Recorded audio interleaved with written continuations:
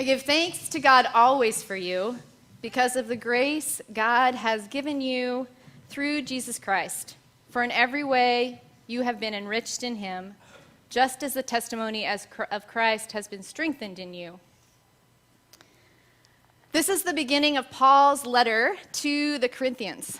And as we heard last week, those of us who were here with Molly last week, we heard that the Corinthians, a beloved community of Apostle Paul, was having some difficulties. They were in the midst of some internal strife, a little bit of self-importance going on among them. And to this community, Paul writes a letter he begins this lengthy letter with praise, affirmation, and gratitude for them. He reminds them of who they are, who they were called together to be, and reminds them of God's Spirit, the living Christ Spirit within them. In short, he testifies to them about who they are and God's presence with them. And as you know, we've been talking about testimony this summer, and I love Paul's letter because it reminds me that testimony is not just about our personal stories, as important as they are to share and to tell and to reflect, but testimony is also about our collective story. Christianity is not a faith above individuals, it's a collective faith. We live in the body of Christ together. And so Paul's letter reminds me that it's important to tell the story of who we are as the church. So I started thinking about that, particularly given that lately it's been a pretty significant moment in the life of this church. And I was thinking about how I might tell the testimony or the story of this church. And there's lots of ways we could choose to tell it. One way may be to think about the greatest hits, right? The top 40 of our first 141 years. And if you haven't, how many people have seen this book or read this book or looked at it? It's called The Future is Watching, the first 120 years of First Congregational Church of Berkeley. And it's great, actually. I looked at it again, and it's particularly great for me now that I know so many of you better than the first time I read it when I first started the job, and I can just see these dear ones as I'm reading this.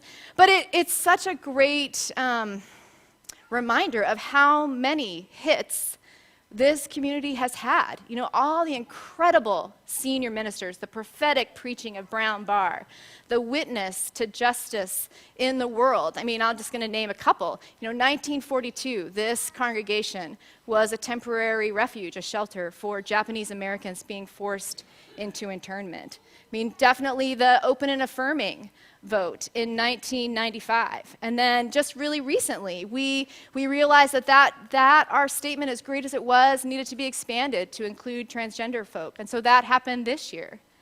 We can think about 1989, when this congregation was part of an interfaith gathering of other communities of faith in Berkeley and founded BOCA, Berkeley Organizing Congregations for Action, which is an interfaith group working on social justice issues in our area. So many things. 2008, the decision that you all made to take a stand against Proposition 8. And then, of course, in 1994, the calling of Patricia DeYoung as the first woman senior minister here in the 120-year history. I know. Amazing. Actually, just as an aside, I feel so grateful for her in terms of her role as being a woman in ministry. At that time, a really powerful, strong voice, and how that makes space for me and Kit and Molly and all of the women to come. And that vote was a little bit different than the vote that we took last week. It was not unanimous. And yet you all lived through that time of a little bit of division and came together stronger. And then, of course, last week, where we unanimously voted to call Molly. So many greatest hits, which is a fun way to think about our life together and our testimony and how God has worked with us. However, that's probably not how I would tell the testimony of this church, because that's not how you tell it to me. When I ask you, tell me the story about your life in this church, I would sum up what you say to me in 3 words: being named, being fed, and being sent. So let's talk about being named. Why do you come to this church? Or what happens for you at this church? So many times I hear something like, no matter what's happening in the world, and what I'm being told by others or what I'm telling myself about who I am, I come to this church and am reminded that I am a beloved child of God. Probably the best concrete example I have of that, and I'm thinking about this because we have kids just coming back from camp and kids going to camp, is what happens in youth group or at camp. So you think about, for those of you who are in middle school, you can this is a very real reality. For those of you who aren't, you can remember back being in junior high and middle school and think about all of the names, either literally or figuratively, that you could feel like you were being called. Outcast, loner, weird, egghead, not good at sports, whatever, ugly. And then you go downstairs into Winthrop, or Yes, our youth group, or you go to Camp Kaz, and you show up, and people see you and name you as wanted and welcomed, friend, beloved one I haven't seen in a week. I was just talking to Weiwei, not to call you out, Weiwei, and I asked her what her best part about camp was, and she said, seeing all my friends that I'd made last year. To show up and to know that people are glad that you are there, that they see you for who you really are, being named for your most essential, beautiful self, that's part of the testimony of this church. Being fed. Why do you come to this church? This church feeds me. It feeds my mind. I get to go to progressive Bible study. This is the church that has given the Bible back to me. Had the Bible when I was small, and then I was like, how can this text have relevance to me? It's got all this stuff in it that's problematic. So I go to, this is what I hear from you, I go to a Bible study, and I learn a different way to think about these words and to reclaim them for empowerment for my life and for justice in the world. I'm fed through adult education, sometimes through sermons. I'm fed through retreats, times of silence, times of singing together in community. This church feeds my mind and my body and my spirit. What is it about this church? Tell me the story of this church. And I hear from you, this is the church that sent me out into the world. Again, a story from youth group. So many of you talk about being in Winthrop long time ago and going on your first work camp. And that experience of being exposed to reality different maybe than the reality that you were living. And the opportunity to partner with others to create justice in the world. The opportunity to go and serve food to people who are hungry. To work alongside folks in Oakland to plant trees in neighborhoods where there aren't any trees. To go to Guatemala to work alongside folks there working for a better education. But this is the church that helps me to be sent out into the world. It's not surprising to me that this is what comes up for us as we talk about this church, because those things, being named, being fed, being sent, they're central to our Christian story, the witness of what it means to be a Christian as well. So the very first things, one of the first things we hear about in the Gospels about Jesus is what? His baptism, right? So it's essentially a story about naming. Jesus comes to the waters, to his cousin John. John baptizes him in the water, and he comes back up, and he hears this voice of God saying, "You are my beloved child. I love you. In you I am well pleased." Foundational to our story about who Jesus is. Jesus hadn't done any ministry yet, as far as we're told. He wasn't being called beloved because he was going to go be and do the things that a Messiah does. He was called that first. It reminds us that it's not about something that we need to do or be, but that's our first name that we're given is beloved. And so when we do baptisms here, we retell that story, and we remind ourselves that we also are beloved children of God, and that God is so excited about us. It's so important we have that in our liturgy every year. Even if we don't have baptisms in our community, we recognize and remember the baptism of Christ, so that every time we can be reminded of that. Being fed, obviously we're literally fed by this communion table, and there's so many stories in our text, Jesus' witness of feeding. He was excited about feasting. His first miracle was at a wedding, turning water into wine, and time again, he would gather together with all kinds of folks, sinners, outcasts, the rich, the poor, prostitutes, the untouchables, and gather together over a meal. Historians say the first thing that folks knew about Christians, the first thing that people talked about them was like, wow, they eat together a lot. All those people coming together to eat together in those early Christian communities. And a strange mix, too, rich and poor, slave and free, men and women, the really important people of the town and the really unimportant people of the town coming together to eat, drawing together. In those same feeding stories, we also hear about being sent.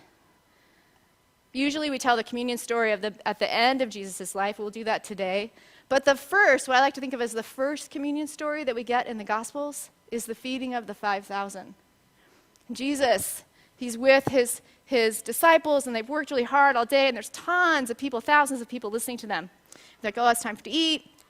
So he takes bread, and he blesses it, and he breaks it, and then he says to them, take it and go out into the people. He sends his disciples out in that first communion moment, coming together and eating, being filled with what we need, and then being sent out. That is the witness that we see from Jesus. It's also not surprising that being named, being fed, being sent are what I hear from you, because they're also what we consider and make into the sacraments. So baptism, communion, they're the two sacraments we have in the United Church of Christ. And sacraments is a fancy way of saying a tangible example of God's intangible grace. So they're ways that we talk about how God uses the real material things of our world to help communicate something really big and important that we need to remember. The other thing I love about the sacraments, and the reason why I think it's so important that we recognize and remember and celebrate them with relative regularity, is because it's a reminder to me that the naming, the feeding, and the sending, even though our role in that is really important, it's actually something God is doing. Because, to be honest, sometimes we don't do that so well. Even in this community, there are times, despite our best intentions, that we can unname, right? That we don't see each other for who we really are. That maybe because of hurt or resentment, exhaustion, miscommunication,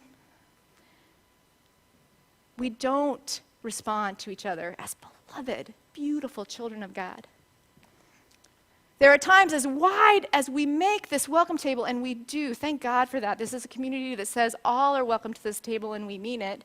Even though we do that, there are times when we can make it feel not welcoming, where we exclude, intentionally or unintentionally. We don't make it as expansive as we desire, as we intend. And as much as we have a heart for social justice, we're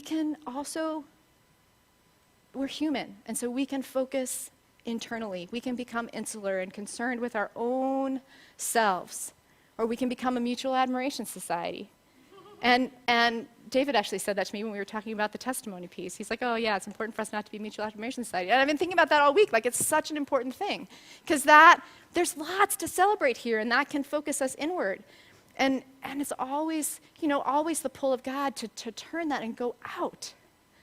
So despite our best efforts of naming and feeding and sending, we can fall short. And so how awesome it is that that's actually God's work, and God is doing it all the time through us, through our sometimes broken efforts, through our awesome efforts, the times that we say yes, that God is doing that work. And so today, I want to end this message in the way I began it.